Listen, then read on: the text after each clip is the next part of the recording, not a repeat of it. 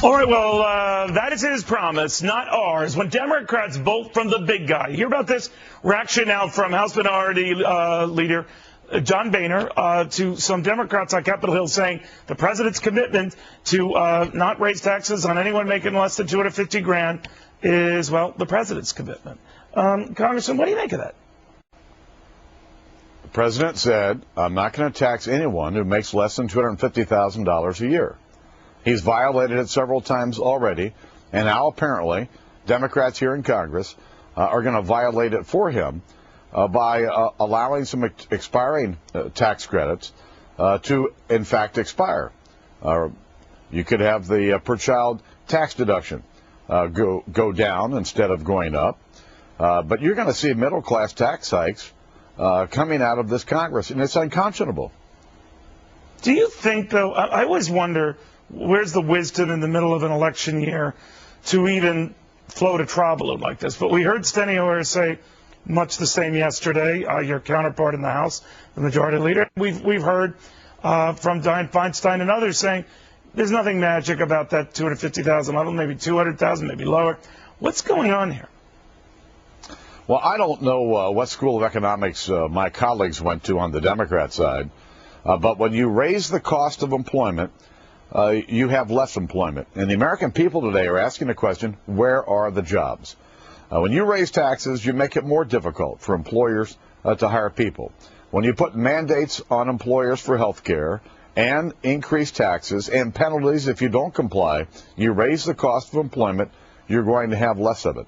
If we want to get our economy going again, we need to get more money in the hands of American families and small businesses. This flies completely in the face of any common sense. Mr. Minority Leader, they're also looking at the sudden added cost associated with the health care law. And they've tried in vain, that is the White House congressional leaders, to have them addressed, and they've been shot down time and again. But between billions to cover doctors who might be adversely affected on Medicare reimbursement, to just covering those who are not insured, it's running into the tens of billions. Others argue in short order the hundreds of billions. What's your position on whether you should add funding here? The genie's out of the bottle. Support the genie. What? Neil, I issued a report today. The unkept, or the broken promises of Obamacare in just the first 3 months. Remember, the president said, if you like your health insurance plan, you can keep it. Well, now we know that that's not true. The president said that this would lower the deficit in the out years. And now we know from his own people that as well is not true. He also said that this would lower the cost of health insurance. And now we find out from the actuaries in the administration that that's not true either. And there are a whole host of broken promises coming out of this administration. This health care bill is a disaster for our country, a disaster for our health care system, and will bankrupt our country. That's why Republicans continue to believe that we need to repeal Obamacare and replace it with common sense insurance reforms that will bring down the cost of health insurance and help protect American jobs. Congressman, if Republicans were to gain the majority in the House and you were to become the next Speaker of the House, there are a couple of options you have in health care. You could try to junk it, or as the keeper of the purse strings, you could financially strangle it bit by bit. What option would you take? We will do all of the above, Neil, to make sure that this monstrosity never takes on a life of its own.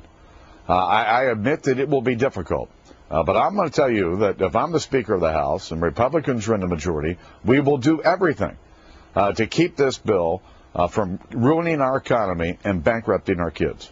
There are common sense things we can do, and why not do them? Well, I have you, sir. General McChrystal is firing today. What'd you make of it? Well, I think the president was right in making his decision.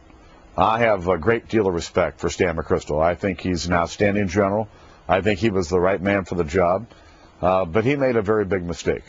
And if the commander-in-chief doesn't have confidence in his field commander, the president certainly has the right to make a decision to make that change. I think putting David Petraeus in there is also the right move. But we need to remember something, Neil. We shouldn't be distracted by what's happening at the top. Our men and women in military in Afghanistan are faced with the most difficult part of this mission.